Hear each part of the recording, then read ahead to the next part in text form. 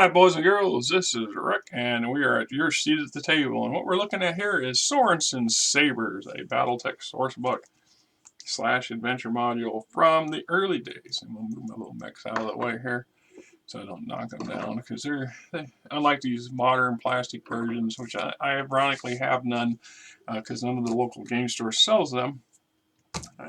These things are kind of fragile. So ideally, they produced a number of these in the early days, and they're like cutaways or views of specific core units within various houses and mercenary commands. So what we were looking at, most of these were designed for and filled with scenarios for playing the tabletop war game version. There's enough source backstory information in these to also make them viable as foes or allies, or even playable for players in the role-playing version of Mech Warrior.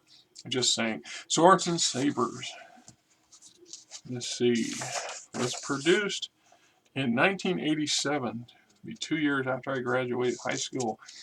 Designed Dale Kemper and Blaine L. Pardo, one of the many authors of the BattleTech universe. Anthony Pryor and Johnson Thiessen. They had 4 fellows working, designing and writing this one. So we got an introduction, the 5th Sword of Light, brief history, timeline, service, Sorenson Sabres personnel, their mech units, and then a bunch of the scenarios for combat. Introduction. Single battle mech regiment can, by itself, alter the course of a war. Those who doubt this claim can check the history of Kentaurus. Room always exists for another inhuman atrocity, another tactical miracle, another strategic blunder. Mech regiments contain equipment, machines, most of all people. Nothing in the universe is more unpredictable than humans. One of the most miraculous and atrocious units in the inner sphere is the Draconis Combine's 5th Order of Light Regiment. Created solely to protect the life of the Combine's most important citizen, the unit now performs any act of war whenever needed. Yet Sorenson Sabres is perhaps one of the most audacious companies known. These magicians of the battlefield follow the whims of their colonel and lord. Witness the actions of the fanatically devoted company as their deeds carve Takashi Kurita's name in scarlet letters on planets throughout the successor states. How to use the scenarios. Right? So, we got the 5th Sword of Light. The Sword of Light units for House Kurita. Literally, these are the edge. These are well, some would say the tip of the spear. These are the edge of the blade of House Kurita. These guys are the top, the best, the elite, the best equipped, the best motivated, the most stalwart, loyal units. There are some that may be like the Otomo and a couple that get in later, Genyosha, and a few others that might be considered even more elite and more dead fast. But the Sword of Light are basically extensions of the will of the Kurita, or the Draconis Combine's coordinator. And their numbers have varied since their outset. Currently, I think there's only 4 or 5, but originally there was as many as 9 of these regiments. And generally speaking, they don't have support units. They're truly mech-driven units. They don't have attached infantry and armor or artillery on any large scale. There is some smaller subunits depending on where their duty stations are, but usually if they need support, they draw those from the regional provincial forces and things, if that's required. But generally, the Sword of Light units are not garrison troops. These are not troops that they're going to use to hold a territory, to sit somewhere. They're constantly in motion, being repositioned in training exercises. These boys are bad, straight up. Of all the units, of all the houses, perhaps the most dedicated to destruction are these fine folks. I mean, there are some other houses with some pretty potent military elite units as well, and can give these blokes a run for their money. But these guys will literally die to the end. They will fight you to the death and then still fight you some more. And a horrific victory is often a victory for the Sword of Light. They consider a victory crucial. Failure is rare. Retreat even less so. And in many situations when that sort of thing's taken, the officers will commit seppuku, and because of the shame that they feel that they brought to the house. So, and one of the oldest house regiments serving the Draconis Combines, the 5th Sword Light Regiment, was formed in the spring of 2796. Unlike many other standing regiments created in the First and Succession Wars, the 5th Sword was never dispersed into formed cadres or disbanded due to excessive casualties. This unit's record of unbroken service makes it one of the most enduring battle mech regiments in the entire inner sphere. Goes on about the basic history and stuff. Kurita Household Guard, termination of Kurita, the second succession war, the third succession war, last 100 years. We got our service timeline. Palmer Cotty, General, 5th Sword of Light Regiment, Draconis Combine, awarded the Katana Cluster, awarded the Knight of New Makarad Ribbon. General Palmer Cotty is a physically imposing man, particularly when seen from afar. Some of his colleagues have even described him as a man of many appetites, etc., etc. Goes on to his details, regimental data, insignia. Regimental banner for all Sword Light units consists of a black-handed scimitar against the background of a yellow flame in motion. The 5th Regiment's insignia is a gold combine dragon, which represents the Kurita government. This design generally displayed on the right torso of the unit's battle mechs. Nickname, the Golden Dragon. Motto, Death to Kantarans. Composition and tactics. 5th Sword Light is an elite house regiment, one of the best equipped formations to Draconis Combine. A senior officer often respected, not jealously despised by most other Kurita mech warriors for their enviable positions in this combat unit. Almost 2/3 of the regiment's mech warriors graduated from Sungzang Mech Warrior Academy. In the case of one company, its 9 non-commissioned mech warriors are recent graduates from the same class.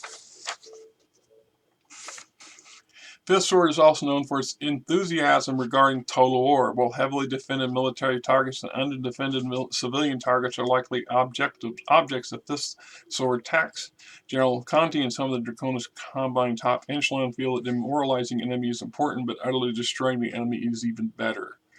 Modern-day ritualized style of combat inflicting minimal casualties and withdrawing may be employed, but always with great reluctance. It must be noted that any other unit should fight to the death, it would probably be the 5th Sword of Light. So, let's take that briefly. We all know, if you're anywhere in the Battletech universe for any significant time, we all know the creed and the code and the mindset of House Kurita and the clans. And of the inner sphere houses and militaries, the closest to come to that all or nothing mindset that the clans often show are House Kurita forces. And the Draconis Combine's 5th or Sword Light regiments especially. The fact that they are willing to go a mano and to one-on-one combat, the commanders can square off with an enemy commander for winner takes all battle. And yet, if it evolves into a slash bash fest, the Sword of Light is more than happy to oblige. They also are very, very, very reluctant to retreat and give ground. Give ground to attack again is one thing. To retreat to avoid a defeat is something that really goes against their grain. And they're more than likely to stand ground and fight to the last man. And if that just means one man survives and it's their side, they won. And they rebuild. And they've done it many times. This very fact, this very mindset, this all or nothing total warfare philosophy has caused more house forces to retreat without a shot fired when they see a Sword of Light unit coming over the hill or coming out of the forest or coming down the gravity well. Because they know that unless they can go toe-to-toe with these fellows, they're hosed. And there's no ifs, ands, buts about it. And that kind of reputation precedes a lot of the Draconis Combine's mustard soldiery, the DCMS period, on a large scale, because these guys are so tenacious about how they want to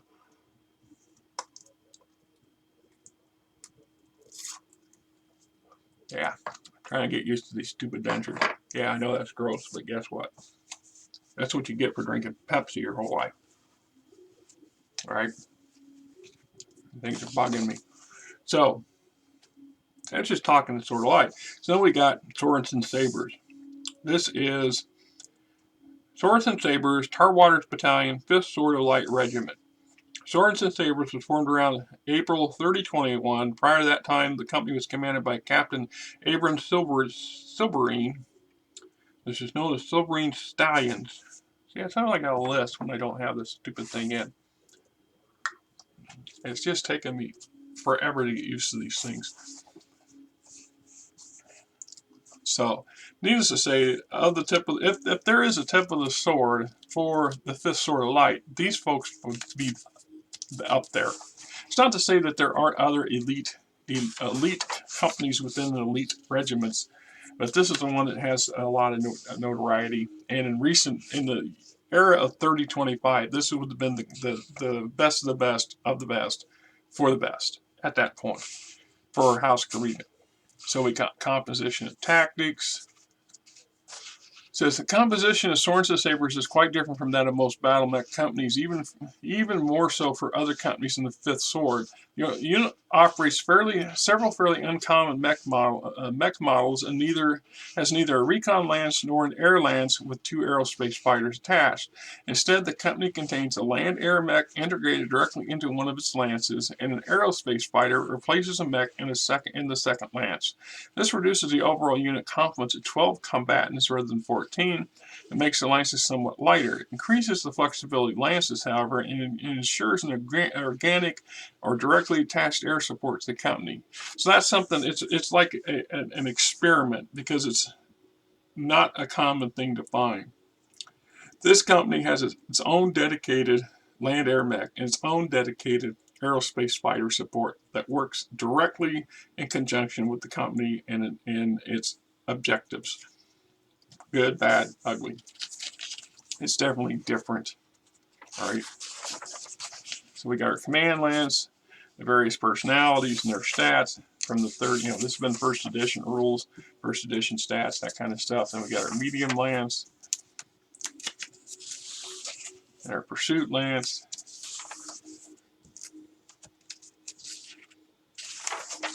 And we get into the various scenarios. So we got the Red Forest, Maroon, Raiden Hell, Situate Quentin, 13 February 3026. Valley of Tears, Quentin, early evening, 18 January 3026. Pawns of Crystal, Irby, 1300 hours local time, 4 August 3025. Fragiles, A House of Cards, Kawabi, 800 hours local time, 15 September 3026, etc., etc. So you get, these are scenarios for playing out a tabletop war game version, but it also gives you backstop material and stuff if you're going to do a Mech Warrior version, role-playing game version of this. It is some pretty good stuff. Better Pursuit. Some of the artwork, I like the artwork, it's pretty good. There's some people that kind of badmouth some of the older artwork, and I will grant you that some of the very early stuff, there is some cheesy stuff, and some of that stuff that's a little, could be better, but that was still pretty good, most of it, in my opinion. Anyway, there you go. Word in front of everything, too. Swords and Sabres, 5th Sword of Light. Till next time, you guys have a great weekend.